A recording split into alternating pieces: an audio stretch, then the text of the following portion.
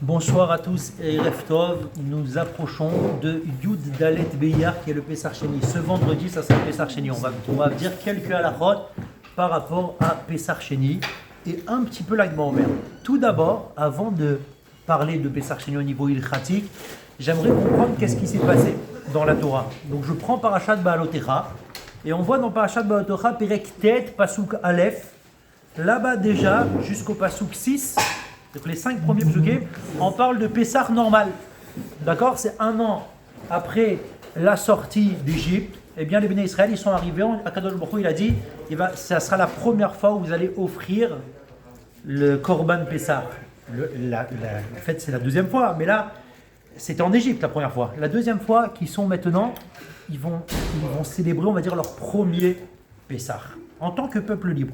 Et la Torah nous raconte justement qu'il y a un groupe d'hommes, à partir de Pasuk 6 jusqu'à 14, Pessar Sheni, il y a un groupe d'hommes qui vient et qui dit Vayhi anashim asher yutmim lenefesh adam. Ils viennent et ils disent mais c'est pas possible ça. On ne peut pas, nous, être privés de faire le Korban Pessar. En fait, ça les rendait malheureux. De qui s'agit-il? Bon, la Gemara dans Masechet Sukkah, le rapport 25, Kafhe, Daf Kafhe, c'est rapporté là-bas 3 avis. Premier avis, Rabbi Akiva qui va dire on parle du cercueil de Yosef Hatzadik, donc c'est pour ça qu'ils étaient tamés. Il y a un deuxième avis qui va dire c'est Rabbi Yitzhak qui dit qu'on parle de ceux qui s'étaient occupés d'un Bet Mitzvah. Et enfin le troisième, c'est Rabbi Ishmael qui nous dit on parle de Michaël et Litzafan qui étaient les cousins de Nadav Avihu. Et ils ont pris donc leur corps, ils venaient d'être niftar. En tout cas, on voit que ce n'était pas pour des raisons de... C'est pas qu'ils sont partis en voyage ou c'était pour c'était vraiment pour la mitzvah. Et donc ils disent c'est pas normal que nous on puisse pas faire le Korban Pessah. Et donc ils s'adressent à Moshe et à Aaron. Et là Moshe comme ça il dit mais alors attendez une seconde, je vais aller voir Akadosh Baruch Hu, je vais demander. Et il part demander à Akadosh Baruch Hu. Et Hachem il dit, nouvelle paracha qui n'était pas prévue d'être dans le Sefer Torah, c'est ça qui est impressionnant, de Pasuk 9 à Pasuk 15, donc 9 à 14 inclus, une nouvelle paracha qui n'était pas prévue d'être dans les Chamisha Chamisha Torah. Quand je parle d'une paracha, ce n'est pas une paracha entière, une paracha ça peut être quelques livres, c'est deux. Voilà, il y en a certains qui disent 7 livres, il y a 7 livres par rapport à de nous d'un verset. Mais quand je parle d'une paracha, ça peut être que quelques psukim. Et ils ont utilisé et employé un terme qui est très fort, c'est lama nigara. Pourquoi est-ce qu'on serait privé de faire donc le Korban Pessah? À Bota, et là il y a un yesod énorme. Avant de commencer la lacha, je voulais dire ce yesod que j'ai reçu de mes rabbanim à Kol Torah. Le Rav Yitzhak Yehucham Brodiansky, le mashkiach à Kol Torah jusqu'à aujourd'hui. Il nous a dit un yesod qui m'a fait vibrer jusqu'aujourd'hui. C'est impressionnant, c'est sur Pessar Sheni. Il dit qu'en fait, à l'origine, Briat Haolam, tout ce qui s'est passé dans le monde, la tonne de Bilam, le P, le Benash Machot, vous savez, tout ce qui a été rajouté, ça a été créé avant l'an 1. D'accord? C'est avant qu'Akadosh Baruch Hu crée le monde. Il savait qu'il y avait des choses qui allaient, même Sukkot, Pessah, Shavuot, par rapport à Abraham, Yitzhak, Yaakov. Mais Pessah Sheni n'était pas prévu. Du tout. Et voilà qu'Akadosh Baruch Hu, il a fait une nouvelle création. Par la force de quoi? Par la force de gens qui ont formulé et qui ont dit de leur bouche, ils ont verbalisé Lama Nigara. Pourquoi est-ce qu'on serait moins? Ils sont malheureux de ne pas pouvoir faire une mitzvah. Et là, Akadosh Baruch Hu, il va leur offrir un Pessah à eux. Ce sera un Pessah de rattrapage. Dans aucune fête, on voit de rattrapage.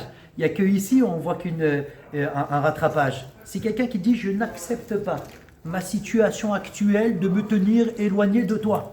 Ça, Rabotaï, ça fait quelque chose de tellement fort, tellement grand, qu'Akadosh Baruch Hu, il a été prêt, par cette volonté qu'ont eu le peuple d'Israël, il a été prêt à créer quelque chose qui n'était pas prévu. Où la mitzvah n'a pas pu se faire, et justement, où on peut la faire après. Comme par exemple Brit Mila. Hachem, il a dit c'est le Oui, 8e jour. c'est à partir du 8e jour. Après, parce que la manigara, pourquoi la personne qui ne peut pas le faire le 8e jour, il ne la ferait pas, alors on lui dit tu peux la faire après aussi. C'est ça, parce qu'en fait, si tu veux, la mitzvah de Brit Mila, ça se dépose sur l'individu depuis le 8e jour jusqu'à ses 120 ans. C'est une mitzvah qui est mitma shechet. Il l'a réalisé, c'est bon. Il ne l'a pas réalisé tous les jours, il se doit de la faire. D'accord? Puis John Abel, la même chose.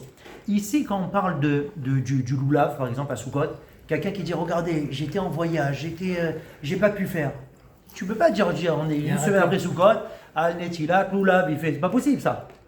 Et pourtant, dans Pessah, on voit, il n'a pas pu apporter le Korban Pessah, c'est non pas une semaine après le jour où il a décidé, il y a une date qui a été fixée, c'est un mois après, du Yud Dalet Nissan, on passe au Yud Dalet Iyar, et là, ces personnes-là peuvent le faire. Mais comment ça se fait? Ça, c'est quoi? C'est un Yesod Lachaïm. En un mot, c'est le Ratzon. Le Ratzon, c'est la volonté. Ça veut dire que rien n'est perdu. Quand quelqu'un il s'aperçoit, il dit, il dit j'étais Bédérer Rechoka. C'est quelqu'un qui peut être sur le chemin éloigné, c'est-à-dire qu'il était éloigné spirituellement de la religion, ou alors impur de par ses actions. Eh bien, dès qu'il va crier cette formule-là, Laman Nigara, et aujourd'hui en 2026, on peut, des fois on se sent un petit peu freiné par des choses ou d'autres, et on veut se rapprocher d'Akadosh Baruch Hu, on dit Laman Nigara. Pourquoi je ne pourrais pas être comme tout le monde, être Oved Hashem pleinement? Il y a telle et telle chose qui m'embêche. Ça peut être des parnasses, ça peut être santé, ça peut être des choses. Et ça, on peut formuler et le dire. Un cri comme ça qui vient du fond du cœur, il faut le dire. Akadosh Baruch Hu. Mais imaginez-vous, ils n'avaient rien dit. Imaginez-vous, ils disent bon, on est tamé. Bah écoute, c'est technique. Eux, ils peuvent faire le Korban Pessah. Nous, on ne peut pas. Voilà. Eh bien, on n'aurait jamais eu cette nouvelle création qui sont les psukim qu'on a devant nous, de Vaïdaber Hashem Moshe les morts. Et on n'aurait pas pu apprendre ce fondement pour la vie de tous les jours, pour aujourd'hui. Donc on se rappelle de ça, le cri de chaque juif qui vient du plus profond de son cœur, de se rapprocher d'Akadosh Baruch Hu. Eh bien, c'est ça, et on tire ces fondements jusqu'à aujourd'hui. Ça, c'était en guise d'introduction, j'ai trouvé ça très beau, donc c'est pour ça que je voulais le dire avant. Et quand on rentre justement dans Pessah Sheni, ça s'appelle c'est une fête quelque part. C'est une fête parce que ces personnes qui n'ont pas pu apporter le Korban Pessah, eh bien ils peuvent l'apporter. Alors tu vas dire en quoi ça nous concerne? C'est des gens qui sont à titre individuel. En quoi ça nous concerne? Il faut savoir à Botaï que, imaginez-vous, tout le Ham Israël il est tamé, on fait quand même Pessah. En Sibour, qu'est-ce qu'il y a marqué? Ish qui y est tamé. Si un homme il est tamé, lui il a le rattrapage, mais si tout le Sibour il est tamé, on fait Pessah au moment même. Donc si c'est comme ça, pourquoi nous on devrait faire Pessah Sheni, on devrait le fêter, pourquoi on ne fait pas Tachanoun? On va le dire tout de suite. Il rapporte ici dans Rabbi Meir Mazouz, c'est quelque chose de magnifique. Il dit qu'en réalité, cette notion de En Tzibour Nidachin, que le Tzibour n'est pas repoussé, on fait le Korban Pessah, c'est quand il y avait le Beth Amikdash. Mais là aujourd'hui où il n'y a pas le Beth Amikdash, quelque part, peut-être que le Beth Amikdash va être reconstruit maintenant dans cette période. Pessah Sheni, mettons, c'est ce vendredi. Et si le Beth Amikdash il est reconstruit maintenant, ce qui va faire qu'on n'a même pas le temps de faire les 7 jours de purification, on se retrouve tous dans un état d'impureté et on peut apporter le Korban. Donc si on peut apporter le Korban, on est tous finalement intrinsèquement liés à cette fête qui est Pessah Sheni, parce que il y a une probabilité qu'on apporte le Korban. Et donc c'est la raison pour laquelle c'est une fête, et cette fête nous demande, les Acharonim ils rapportent, il y a une marloquette, mais on cite la halacha qu'on a l'habitude de faire, la majorité des Sfaradim, des Ashkenazim, de ne pas faire Tachanoun, parce que c'est une forme de fête. Ceux qui disent qu'on fait quand même Tachanoun, parce qu'ils disent c'est finalement pour des Yeridim, c'est un rattrapage, ça n'a pas été inscrit de base sous Sukkot, Pessah, Shavuot. Et maintenant la question que j'ai à vous poser, qui est toutes les années ça revient, c'est impressionnant, mais là on va en parler, on est 3 jours avant, on va en parler, comme ça on n'aura pas de problème. Le Mincha d'avant, donc vendredi c'est Pessah Sheni, ce jeudi qui va arriver à Mincha, est-ce qu'on fait Tachanoun ou pas? Non, on fera pas Tachanoun. On fera Tachanoun, pardon, oui. Qui a dit? Ça fait expliquer, non? Toi, tu m'as dit. Si déjà. Mais le jour où il n'a pas commencé. J'ai dit c'est une marloquette. Si on commence, si c'est vendredi. C'est ça en fait. C'est Marloka, donc déjà. Le jour ça, commence la nuit. Ça s'affecte. Alors à Mincha, on est dans le jour d'avant. Oui, mais Très bien. On a une règle qui dit que par exemple quand il y a Rosh Chodesh, toujours le Mincha d'avant on ne fait pas. Quand il y a Shabbat, le Mincha d'avant, vendredi à Mincha on ne fait pas. Sukkot, Pessah, Shavuot, Rosh Hashanah, Tisha B'Av, même Tisha B'Av. Oui, Rosh Hashanah on est dans les Sirot. Non mais Rosh Hashanah parce qu'on rentre. Et donc, Rabotai, si on applique cette même règle, si on suit ce principe, on ne va pas faire Tachanoun. Sauf que certaines personnes vont dire que comme c'est pas à proprement parler la fête, parce qu'il y a déjà une marloquette sur le jour J, donc on va quand même faire Tachanoun. Et ça, Rabotai, le Rav Ovadia Yosef ne s'est pas exprimé clairement dessus. Donc qu'est-ce qu'on fait? D'un côté, on a Rav Yitzhak Yosef qui dit, on applique le klal et c'est tout. Donc qu'est-ce qu'il va dire? On ne fait pas Tachanoun. Le Rabbi Meir Mazouz, il dit, on ne fait pas Tachanoun. Comme ça, il dit, c'est le klal, on respecte, on ne fait pas Tachanoun. Le Rav David Yosef a écrit dans son Halacha Brura qui se trouve, je ne sais pas si on a sur les fêtes ici, Et il rapporte que Béhémet, on fait Tachanoun. Comme ça, il dit. Comme ça, il dit le Rav David Yosef. Alors, il y a eu beaucoup. Et je suis parti regarder. Et j'ai vu qu'en fait, dans certains livres, il dit qu'il a été Roserbo. J'avais appelé quelqu'un là-bas sur place qui s'appelle le Rav Sadoun, Rav Elio Sadoun. C'est la photo que tu m'avais envoyée avec lui, qui avait parlé directement avec Rav David Yosef, qui dit Chazarbo. Il est revenu sur ce qu'il a dit, donc on s'abstient de dire Tachanoun. Et voilà que l'année dernière, quand c'était la première année, il venait de devenir grand rabbin d'Israël, il était dans l'endroit de Rabbi Meir Mazouz, il était en train de faire la dracha, et il a dit, mais bien sûr qu'on dit Tachanoun, j'avais demandé à mon père et tout ça. Et puis, vous voyez dans la vidéo, il y a quelqu'un qui lui apporte un papier comme ça, que c'est pas l'avis de Rabbi Meir Mazouz, et que le Rav des Sfaradim, alors il a dit Animit Natel, si on suit ici l'avis de Rabbi Meir Mazouz, donc on ne dit pas Tachanoun. Donc finalement, qu'est-ce qu'il faut faire? Il y a trop d'avis, on ne sait pas quoi faire. C'est une salade. Sur quoi il s'appuie pour dire ça? Qu'on fait ou qu'on fait pas? Lui, il dit qu'on fait. Qu'on fait Tachanoun. Pourquoi? Sur quoi il s'appuie? Je vais vous dire pourquoi. Il va contre l'avis de son père? Non, justement. Il dit, j'ai demandé à mon père, il a dit ça.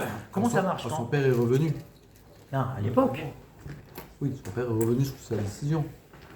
Son père ne s'est pas exprimé sur ça. Non, c'est Rav David Yosef. Le Rav Ovadia Yosef ne s'est pas exprimé sur ça. Le Rav Yitzhak Yosef a parlé, le Rav David Yosef a parlé. Chacun il dit quelque chose au nom de son père. Ok? Donc maintenant, qu'est-ce qu'on fait?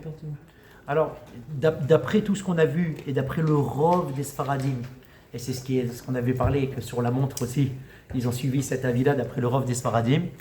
Le Minak Sfarad, c'est de s'abstenir de dire Tachanoun, pour suivre la règle à partir du moment où on l'a décrété. Parce que pourquoi il dit qu'il faut dire Tachanoun? Parce qu'il va parler d'après l'avis qu'il y a peut-être un tzad de dire Tachanoun le jour de Pesach Sheni. Mais si on ne suit pas cet avis-là et qu'on dit de toute façon c'est un jour qui est de fête, alors à ce moment-là, le jour d'avant aussi, tu ne dis pas Tachanoun. Donc c'est comme ça qu'on a l'habitude de faire. De ne pas dire Tachanoun, Mincha d'avant, concrètement, on ne dit pas Tachanoun, Mincha d'avant le Yudalet. Le Tedvav Beiyar, c'est le 15, c'est le lendemain, d'accord? Donc si ça tombe en semaine, imaginez-vous, ça tombe en semaine, mardi, mercredi, 14, 15, là ça tombe vendredi, donc c'est Shabbat. La seule nafkamina, c'est ce qu'on dit Tzidkatra dans Mincha, Tzidkatra qui est réel dans Mincha de Shabbat. Donc tout dépend, est-ce qu'on dit Tachanoun ou on ne dit pas Tachanoun le 15? C'est une marque locale, mais là la est fixée qu'on dit Tachanoun, donc on dira Tzidkatra à Mincha de Shabbat qui est ce Shabbat. Ça c'était une chose. Concernant la musique, le jour de Rabbi Meir Baalanes, on a dit que l'Agba Omer, on écoute la musique, très bien. Est-ce que le jour de Rabbi Meir Baalanes, est-ce que finalement, comme il y a Pesach Sheni et Rabbi Meir Baalanes, on peut écouter la musique? Alors ça, je reviens sur ce que j'ai dit la semaine dernière et la semaine d'avant. Il faut faire de l'ordre, il faut faire du seder. Sachez, dans la Gemara, ça n'a pas été mentionné 0 fois de ne pas se couper les cheveux ou de ne pas se marier. D'accord? C'est venu bien après, à l'époque des Rishonim. Une fois que le Shulchan Aruch a établi cette règle-là, que sur ces deux choses, qui est ne pas se couper les cheveux et ne pas se marier, il n'a pas parlé de musique. Où on retrouve la musique? Après, au moment du Magen Avraham, qui sont les Acharonim. Et qu'est-ce qu'il a dit? On ne danse pas Rikudim ou Mrolot. On expliquait la différence entre Rikudim et Mrolot, là, de faire des danses, des rondes. Et donc on dit, puisqu'on ne peut pas danser, ça veut dire qu'écouter la musique aussi, on ne peut pas. Vous avez vu comment c'est descendu? Donc, lorsqu'il y a une occasion, comme un Pidyon Ben, une Brit Mila, un Sioum Maseret, on a tout à fait le droit d'écouter la musique. Donc il dit le Rabbi Meir Mazouz, et c'est ça qui dit que qui est donc le Minag, et il dit que le fils de Rabbi Chaim Vital, le Bar Mitzvah aussi. On peut mettre la musique. On peut mettre la musique sans aucun problème. Sauf qu'il y en a qui essayent de s'abstenir et de retarder la soirée de la Bar Mitzvah. Mais si on parle Meikar Adin, par exemple une Brit Mila, on ne peut pas retarder. C'est pour ça qu'on voit des fois de la musique, on reçoit des statues avec la musique, avec des chanteurs qui font. Ils ont fait, tu sais, là, chez la vie, ils ont fait un peu un sioum en plus, à Bar Mitzvah. Ils ont fait en plus un sioum, pour être sûr d'être. C'est ça. Parce que Quand ça tombe pas en même temps, par exemple, quand la Bar Mitzvah n'est pas le jour J, il faut mieux faire un la sioum. semaine prochaine, il y a la bar mitzvah du petit-fils de Rav David Yosef. Et ça tombe quand? Et ça tombe pendant l'Omer. Non, attendez, la Gba Omer, ça a lieu lundi soir. Quand est-ce c'est la. D'accord, mais ça tombe quand même dans le Omer. L'ad ou l'ad. C'est lundi soir prochain, la Gba Omer. Mais moi, je sera dis, jeudi. c'est après la Omer, il n'y a aucun problème. Ah oui, après la Gba Omer, il n'y a pas de problème. D'accord, donc par rapport à ça, Donc par rapport à ça, donc c'est bon à savoir. Donc ceux qui ont l'habitude d'écouter la musique pendant Rabbi Omer Balanès et ils mettent comme ça la musique, la seule question que j'avais eue l'année dernière, donc je vous fais part de mes questions, c'est très intéressant, c'est qu'à l'Agba Omer, quand on n'est pas réellement entré dans la nuit, à partir du plag, on met déjà la musique. On ne dit pas, on va attendre les 3 étoiles pour mettre la musique. On ne fait pas ce truc-là. Est-ce que pour Rabbi Meir Balanès, ça s'appliquera la même chose? Mettons ce jeudi soir, lors du cours du Rav Ederi de Orach Chaim HaKadosh, on va coïncider donc avec le Bezrat Hashem, la Iloula, la Zkara de Rachamim Ben Koukina. C'est ça? Bezrat Hashem. Donc là maintenant. On fera aussi la Iloula de Rabbi Meir. Et on fait aussi maintenant la Iloula de Rabbi Meir. Mais de toute façon. Donc on peut écouter la musique, c'est bon, il y a trop de choses là. Bien sûr, mais de toute façon, sauf si il y en a qui peuvent pas écouter la musique, mais en tout cas, on a le droit donc d'écouter la musique. Donc ça, c'était une chose à noter. Deuxième chose qui est aussi pas moins intéressant, c'est y a-t-il une mitzvah de manger de la matzah? On te dit il faut manger de la matzah à Pesach Sheni. Est-ce qu'on est dans une mitzvah ou est-ce qu'on est dans un minhag? Donc ce qu'il faut savoir ici, c'est la chose suivante. Il dit ici, Yesh ekadvush yesh inyan lechol matzah biyom Pesach Sheni. C'est-à-dire qu'il n'est pas à côté de la plaque. Yesh inyan. Il y a, on va dire, un minhag. Mais une mitzvah réelle, on ne va pas qu'il y ait une mitzvah réelle de manger la matzah. Et plus que ça, je vais vous dire, il y en a qui sont contre ce minhag-là. Parce qu'ils disent, c'est comme si tu fais mal tossif. C'est comme si en fait tu es en train de rajouter sur des jours de Pessah au même titre que tu ne peux pas rester un jour de plus dans la soukha. Alors bien entendu, on est un mois après, il y en a qui repoussent ça, c'est pour ça qu'on garde le minhag de manger la matzah, mais on n'est pas dans une réelle mitzvah où ils paniquent, les gens ils n'ont pas mangé de matzah, j'ai oublié de manger la matzah, Pesach Sheni. C'est pas grave, c'est juste une bonne chose. C'est de Raïta du coup? Surtout, mais toujours en disant mes notes. Et toujours en disant... même c'est ni d'Oraïta ni de Rabbanan. Ça tout de suite, c'est prévu, c'est la question d'après. Parce que si c'est Pessah... Et je sais que vous allez aimer ce point-là parce qu'on va rentrer dans les cours de Brachot et je vais rapporter cette chose-là. Juste avant de finir ça, il te dit que c'est magnifique ce taram. Les Bnei Israël ont mangé de la matzah pendant 61 repas. À raison de 2 repas par jour. Ça a fait 1 mois. Ça tombe pile à Pesach Sheni. C'est-à-dire que la manne a eu lieu après Pesach Sheni. C'est la raison pour laquelle on mange de la matzah justement un jour avant que la manne est arrivée. Donc ça, c'est un bon taram, pourquoi on mange de la matzah. Et là, on arrive à ce que vous avez dit. Le din de la bracha de la matzah après Pessah. Est-ce que sur la matzah, on fait motzi ou on fait mezonot? Ça veut dire que jusqu'à maintenant, on était en train de parler d'un motzi et tout d'un coup, ça devient mezonot. Mais c'est quoi l'histoire? Alors déjà, je vais vous rapporter les chitotes crues. Le Rav Ovadia Yosef. Après, on va revenir sur Rav Ovadia Yosef qui sera donc la halakha qu'on a l'habitude de faire. Le Rav Ovadia Yosef, il dit, dès qu'on sort de Pessah, tant que tu n'as pas mangé de pain, même si tu n'as pas mangé, mais tant qu'il n'y a pas de pain sur le marché, d'accord, ça reste motzi. C'est motza et Pessah. À partir du moment où il y a du pain sur le marché, c'est bien d'en manger. Si tu n'as toujours pas mangé, tu peux faire mezonot. Attention, tu peux faire mezonot, tu auras sur qui t'appuyer. On revient sur Rav Ovadia parce que ça sera la halakha fixe. Je passe à Rav Mordechai Eliyahu. On a étudié sur le Rav Mordechai Eliyahu. On va rapporter sa chita. C'est très intéressant. Le Rav Mordechai Eliyahu, il te dit, tu sais quoi? La matzah, elle est motzi jusqu'à Pesach Sheni. Dès que tu arrives Pesach Sheni, elle passe à mezonot. Et là, on est étonné. Il dit, mais comment ça se fait qu'il peut dire une chose pareille? C'est un chidouche qui dit le Rav Mordechai Eliyahu. C'est-à-dire que ça reste motzi jusqu'à Pesach Sheni. Le pain, du coup, ça... Et il y a du pain sur le marché, et toi, tu continues à faire motzi sur la matzah. À passer ce temps-là, lendemain de Pesach Sheni, là, il y a les Ashkenazim, de toute façon, qui font toute l'année la bracha de Hamotzi Lechem Naret sur la matzah, et les Sfaradim, ils font mezonot. Ils peuvent faire mezonot. Regardez, c'est quoi les raisons de Rav Mordechai Eliyahu. C'est important de le dire. Il y a beaucoup qui font comme Rav Mordechai Eliyahu. C'est important de le dire. Il dit, déjà, un statut de pain peut rester pendant 30 jours. Pendant 30 jours, le pain reste avec le statut de pain, comme ça on va rapporter dans Maseret Psachim. Je ne sais pas si c'est au niveau technique qui ne va pas pourrir, qu'il est encore mangeable, je ne sais pas. En tout cas, c'est rapporté donc dans Maseret Psachim. Le Zohar HaKadosh, il dit que l'influence spirituelle, la Ehara de Pessah, la Ehara qu'il y a dans la matzah qui a été fait pour Pessah, elle reste pendant 30 jours. Ça veut dire peut-être que quand tu dis que tu manges de la matzah à Pessah et que ça te guérit, eh ben, donc si tu en manges pendant les 30 jours, ça te guérit aussi. C'est-à-dire qu'on parle d'ici du Zohar HaKadosh. Et troisième et dernière, il dit qu'en fait, l'éventualité que le Mashiach arrive, comme ce qu'on a dit tout à l'heure, et que de toute façon, on est obligé d'apporter le Korban Pessah, le Korban Pessah vient toujours avec de la matzah et du maror. Donc finalement, tu as peut-être la possibilité que ça arrive maintenant. Donc, ça reste moti jusqu'à Pessah Sheni, après tu es libéré, ça redevient Mezonot. Mais moi j'aimerais savoir au niveau ilchatique les filles à Rav Yosef, et pour cela, c'est obligé de passer par quelque chose. Parce qu'on avait fait un cours il y a un an, on avait rapporté, on a dit mais qu'est-ce qui statue les Mezonot? Et on a rapporté 3 avis. On a rapporté le Rabbeinu Hananiel avec le tour, le Rambam et le Harour. On a dit si c'est fourré, si c'est croustillant, si c'est fait, produit à la base avec des ingrédients qui sont sucrés. Très bien. Et qu'est-ce qu'on fait devant ces 3 chitotes?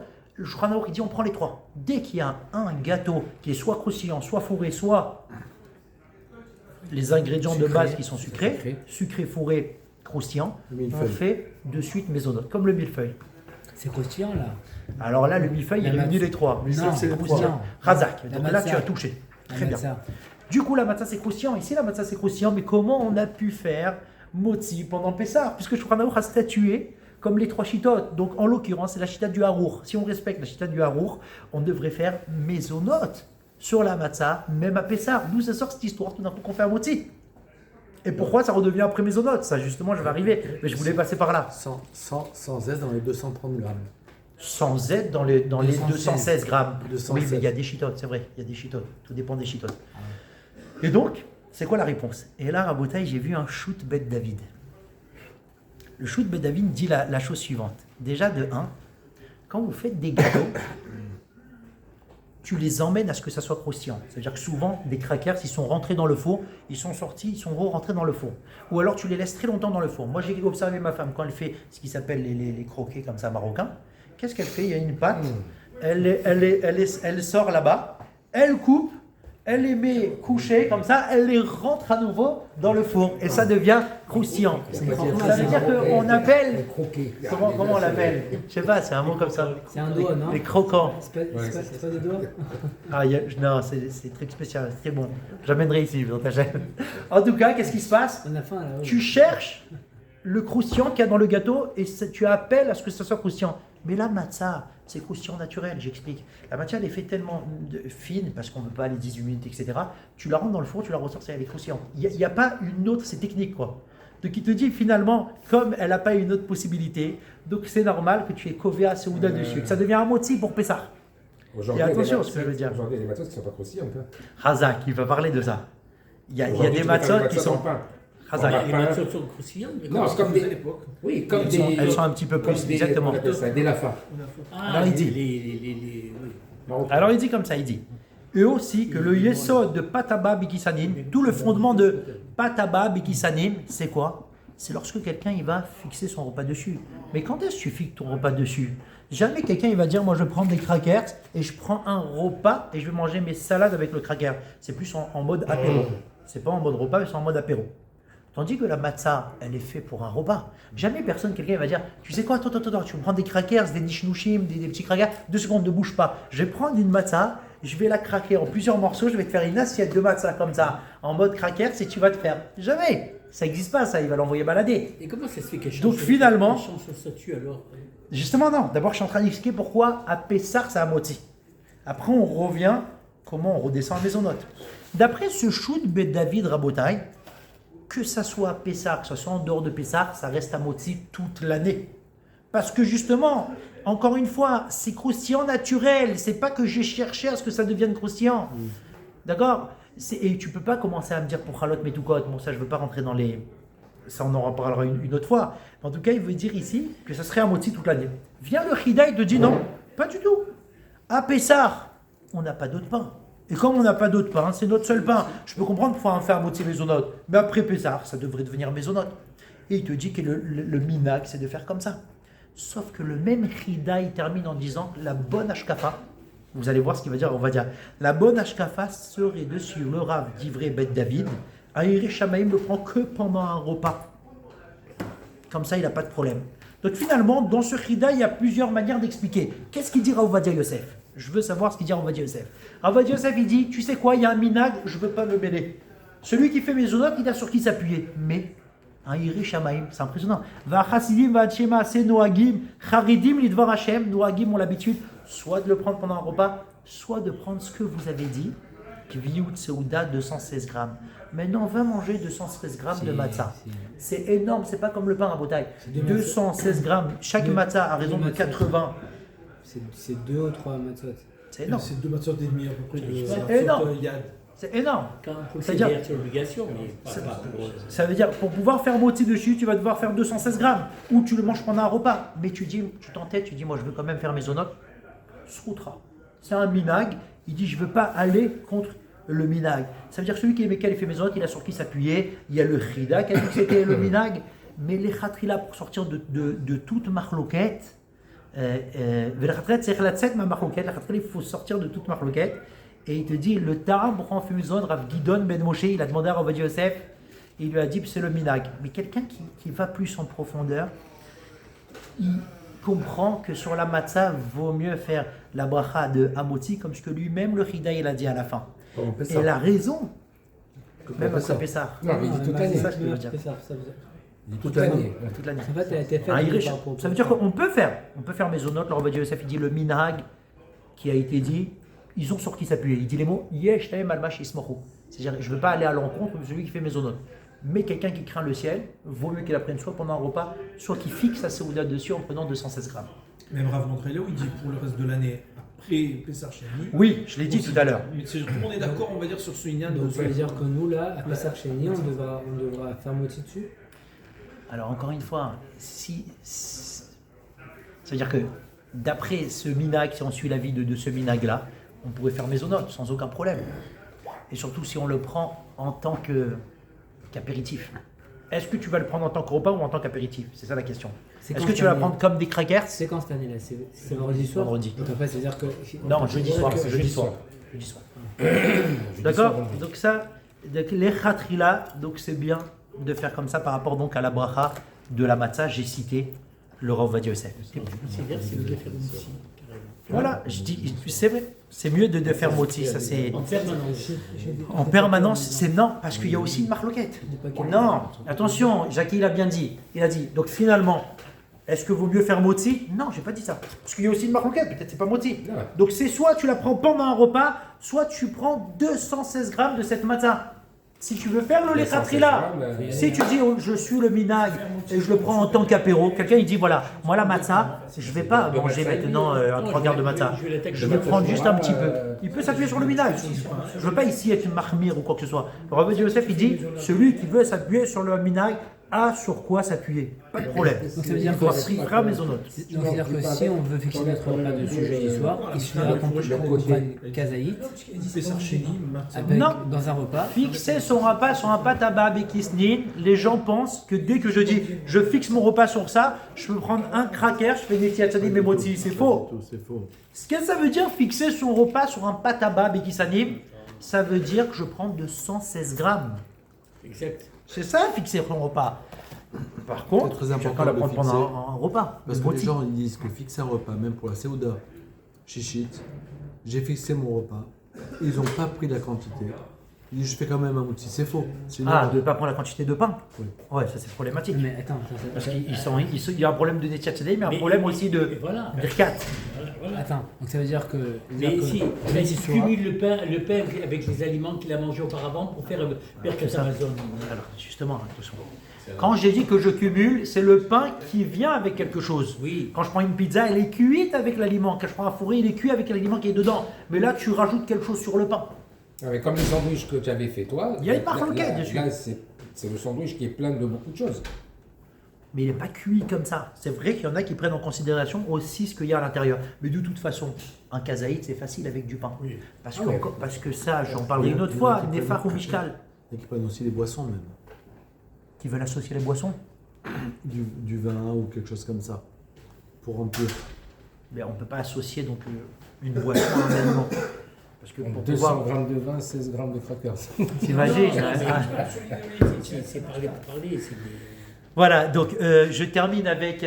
non, on a dit un. La prochaine fois, c'est l'Akba Omer. Je pensais que j'allais dire un mot sur l'Akba Omer. On a fait Pessar Sheni aujourd'hui, c'est magnifique. Rabbi Hanania ben Akasha Omer. Ratzak Adol